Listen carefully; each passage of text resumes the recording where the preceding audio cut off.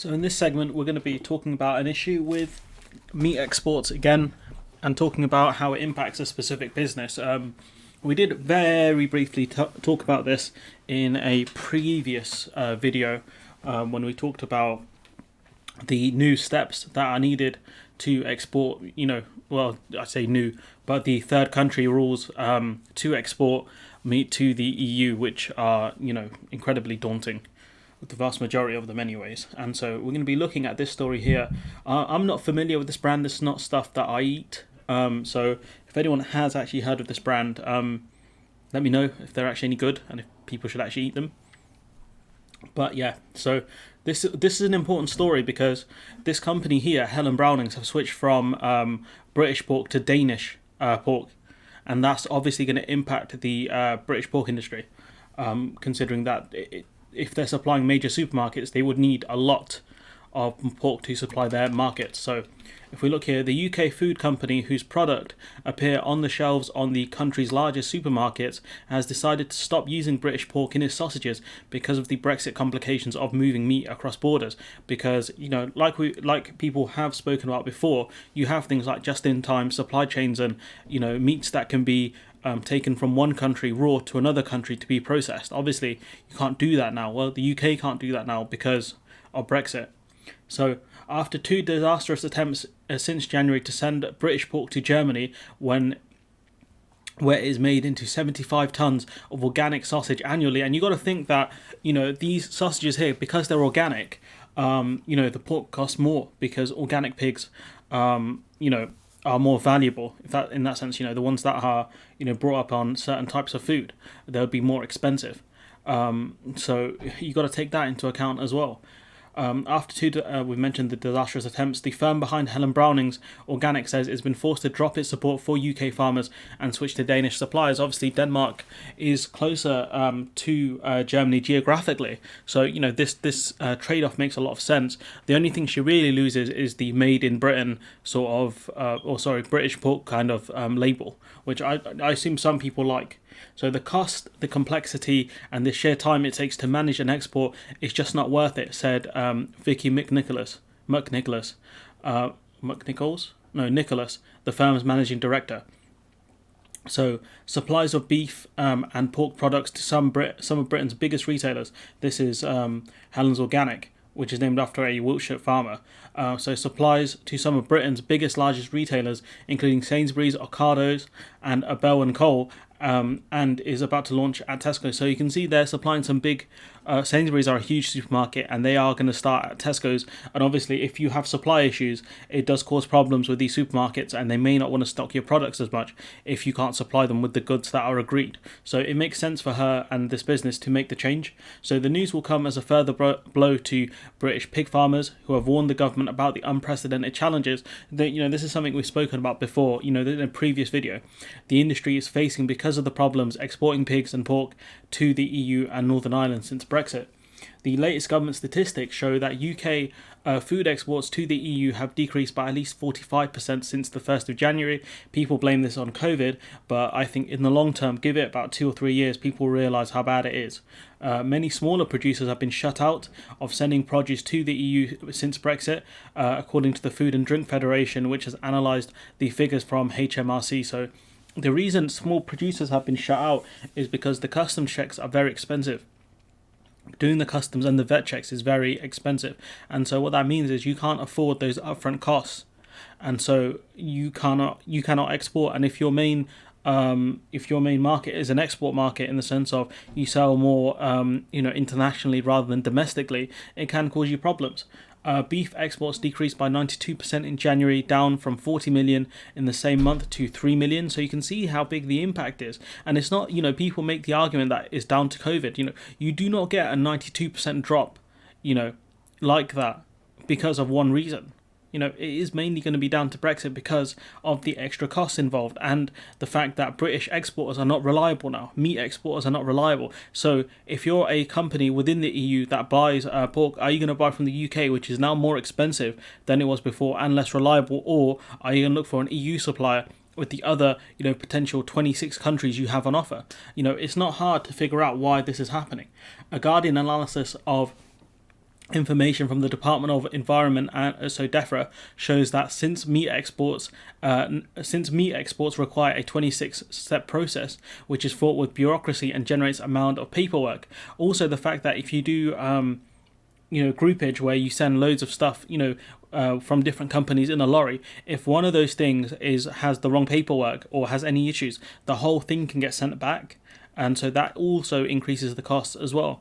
For 2 decades, Helen Browning's organic sausages, which account for about a quarter of its sales, have been manufactured in Germany because, according to the company, a lack of suitable factory within the UK. And obviously Germans eat a lot more sausages as well. It's much more of a food that they eat. It sounds stupid, but sausages are very popular in Germany. So it makes sense. It makes sense that possibly that Germany would have the factories that this company needs to produce the amount of sausages it does. The vast majority, 85% of its sausages, representing 300,000 packets of sausages annually, were re-exported to Britain to be sold to UK consumers. So what we can see here is that they buy pork in Britain, they take it to Germany to be processed, and then they re-export it back to the UK. But the thing is now, because of all these new checks, what we can see here is they're going to buy the pork from Denmark potentially. They're going to process it in Germany, and they're going to try and re-export it here because we don't have all of these checks, import checks just yet. Once those import checks happen, I am concerned about this business. So before Brexit, borderless trade with the EU meant the firm could easily send pork to its Bavarian factory. That has changed since the 1st of January when customs controls were introduced. It's not just customs, it's also vet checks as well, but The Guardian obviously know this because I've cited a lot of their work when it comes to Brexit. It's time consuming to contact DEFRA to get a vet out to your establishment to have them check everything, and then you need all the customs paperwork as well, and then you hope like hell there's no issue on the other side with CIVEP, the French SPS agency. You hope like hell there's no problems.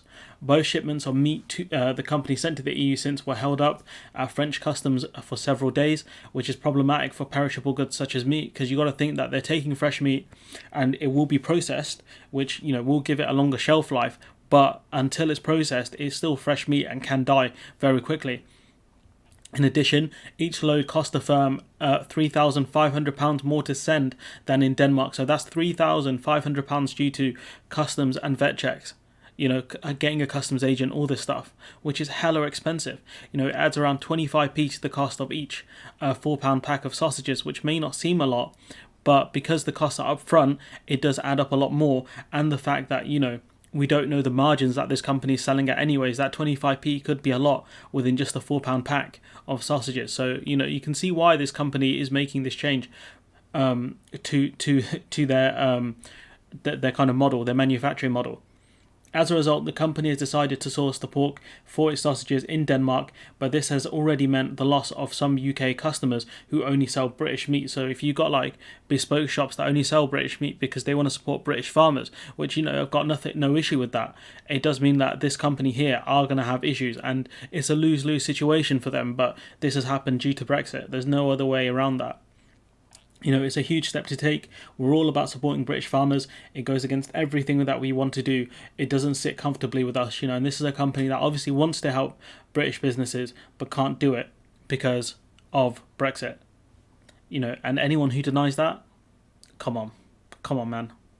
There is a knock-on effect for us of all these decisions. It's not as simple as just using EU meat. We have to change packaging and labelling. That's also true because it can't say pork from the Britain anymore. It has to say from Denmark, which obviously will put some people off in this country. McNicholas said she was also concerned about the government's decision to delay the introduction of import controls on EU, including meat, until 2022, because she said this meant that it was easier for EU businesses sending goods, which which is the case. EU exporters are having a far easier time than UK exporters to the EU, which isn't the EU's fault, that's Britain's fault. She says it's not a level playing field. We have to bring sausages back into the country and they just arrive, she said. So, she's obviously annoyed that the EU has a competitive edge in this respect, but that was our own stupidity, not their fault. So, you can see massive, 30 to 40% pre-Brexit trade drop. according to BMPA, the British Meat Processors Association. We've spoken about them before, and you got Peter Hardwick of the Trade Policy Advisor to the BMPA saying the involved and complex procedures required to export have led to a doubling of the cost of exporting, as well as doubling end delivery times. These risk a longer-term possibility. These risk a longer-term possibility permanent reduction in trade with the EU, because, like I said before, think about it like this: if you're a company in wherever in the EU, say Germany, right? Say you buy British pork or British meat or chicken, fish, whatever. Okay, your costs have gone up of buying the stuff because costs are passed on down the supply chain. There's no way that any farmer in the UK is going to tank the costs of customs and export checks, vet checks. So your costs have gone up for importing this meat. You have to do paperwork on your side to import this stuff, and or you can buy the meat from another EU country, say in this case Denmark. It's way easier. You don't have these problems. It's possibly cheaper now because of the UK's added costs of vet checks and customs checks. Which country? What are you going to do in that situation? Are you going to continue buying from a country that is more expensive now and potentially unreliable, with far more time taken to actually get the product, plus paperwork on your side? Or are you going to buy from someone else within the single market? Because honestly, if I were any company within the EU, I'd be looking at options within the single market, because it's way easier. Potentially now it's cheaper and it's far more reliable. And those are the things businesses look at. Reliability is key here. If this company here, this sausage company, cannot get the meat that it needs to the factories, well, that means it destroys the whole manufacturing process, and you have a massive domino effect of, the meat can't get to the factory, therefore the factory can't produce the sausages, therefore the sausages cannot be re-exported into the UK and sold. So you have massive problems in that regard. But I do wonder what's going to happen when the UK starts doing import checks from our side. That's going to be problematic. But you've got to imagine that if you're this company, when there are checks on both sides, you're going to have checks exporting to the EU to get to Germany, and then once you re-import the sausages into the UK, you have checks on our side as well. That's a double delay. But if you just use Denmark or any other EU country, you have a singular delay when you're exporting into the UK. So which one of those two is far easier to deal with? These are easy answers, but hopefully people in this country finally get it. Look, I'm going to leave it there. Let me know what you think in the comments below. Like, comment, share, subscribe, and hopefully I'll see you in the next one.